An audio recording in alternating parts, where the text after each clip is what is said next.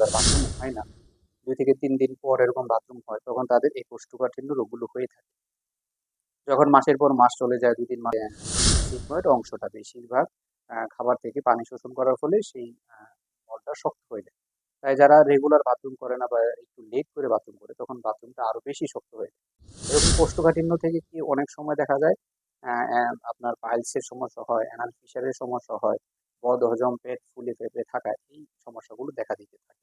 আসসালামু আলাইকুম আসসালামু ওয়া বারাকাতু। আলাইকুম। প্রতিদিনের মতো আজকে আপনাদের সাথে হাজির হয়েছি নতুন কোনো নিউজ দুপুরে নিয়ে বা মানে টপিক নিয়ে ৪টা আলোচনা পরে করার জন্য। মানুষের তো আজকে আপনাদের সাথে যে নামায়। টপিক আসসালামু আলাইকুম ওয়া রাহমাতুল্লাহি ওয়া বারাকাতুহু। কেমন আছেন বন্ধুরা? আশা করি সকলে ভালো আছেন। প্রতিবারের মতো এবারও আপনাদের সামনে এসে বললাম নতুন কোনো টপিক নিয়ে। আজকে আপনাদের সাথে আলোচনা করব কোষ্ঠকাঠিন্য নিয়ে।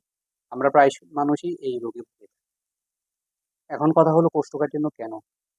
দেখা যায় বেশিরভাগ ক্ষেত্রে যাদের এরকম রেগুলার বাথরুম হয় না, ২ থেকে ৩ দিন পর এরকম বাথরুম হয়, তখন তাদের এই কোষ্ঠকাঠিন্য রোগগুলো হয়ে থাকে। যখন মাসের পর মাস চলে যায়, ২-৩ মাস চলে যায়, বাথরুম এরকম তাদের রেগুলার হয় না, তখন একটা সময় তাদের আরো জটিলতা আরো বেড়ে যায়।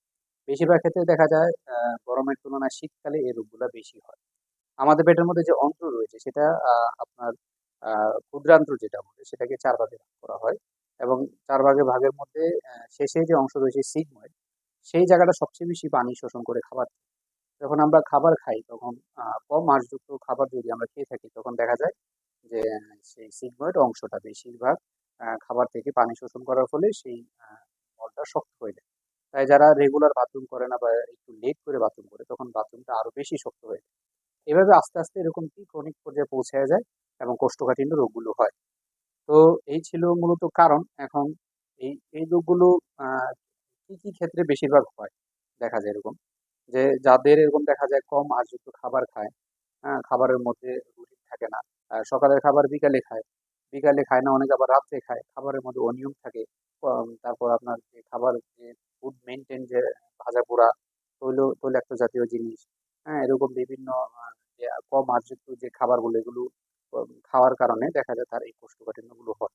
অনেক সময় দেখা যায় ব্যথানাশক ওষুধ বা বিভিন্ন ওষুধের প্রতিক্রিয়ার ফলে এগুলো হয়।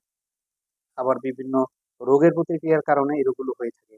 তাই আমাদের উচিত বেশি, বেশি কি ফাইবার জাতীয় খাবারগুলো, হ্যাঁ? যেগুলো ক্যালসিয়াম জাতীয় খাবার, আয়রন জাতীয় খাবার, এগুলো বেশি, বেশি করে খাওয়া। এতে করে কি আমাদের এই রোগগুলো খুব সহজেই সেরে উঠবে। কিন্তু এগুলো যখন আমরা এরকমভাবে রেগুলার ভাবে চলতে থাকবো, এরকম কোষ্ঠকাঠিন্য থেকে কি অনেক সময় দেখা যায় অ্যা অ্যা আপনার পাইলসের সমস্যা হয়, অ্যানাল ফিশারের সমস্যা হয়, বদহজম, পেট ফুলে ফেঁপে থাকা, এই সমস্যাগুলো দেখা দিতে থাকে। তাই খুবই সচেতন হওয়া দরকার। কোষ্ঠকাঠিন্য সমস্যাগুলো দূর করার জন্য নিজের লাইফস্টাইল গুলো বেশি পরিবর্তন করা দরকার।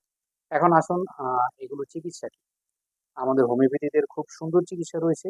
কেউ যদি টোটালিটি অফ সিম্পটমস গুছিয়ে নিয়ে এর উপর ভিত্তি করে মেডিসিন বাছাই করে, তখন তার এই রোগটা সেরে যাওয়ার জন্য যথেষ্ট হবে। কিন্তু আমাদের আশেপাশে বিভিন্ন ডাক্তাররা পেটেন্ট চিকিৎসা করে, যারা কিনা রোগের নাম নিয়ে ওষুধ বিক্রি করে। তারা আমাদের হোমিওপ্যাথির কোনো অংশ না। তারা নতুন ধরনের পেথি তৈরি করেছে এবং এগুলো আমাদের যে হোমিওপ্যাথি জনক স্যার স্যামুয়েল হ্যানিম্যান এগুলো কখনোই সমর্থন করেন না। তো উনি সবসময় আমাদের শিখিয়ে দিয়ে গেছেন ক্লাসিক্যাল হোমিওপ্যাথি ৩০ থেকে ৪০ মিনিট একটা রোগীর বেশিও লাগতে পারে। টোটালিটি অফ সিম্পটমস গুছিয়ে নিয়ে এর উপর ভিত্তি করে সিঙ্গেল রেমেডি বাছাই করে তার জন্য মেডিসিন বাছাই করে। তো সঠিক হোমিওপ্যাথি চিকিৎসা গ্রহণ করুন, সুস্থ থাকুন, ভালো থাকুন। আসসালামু আলাইকুম।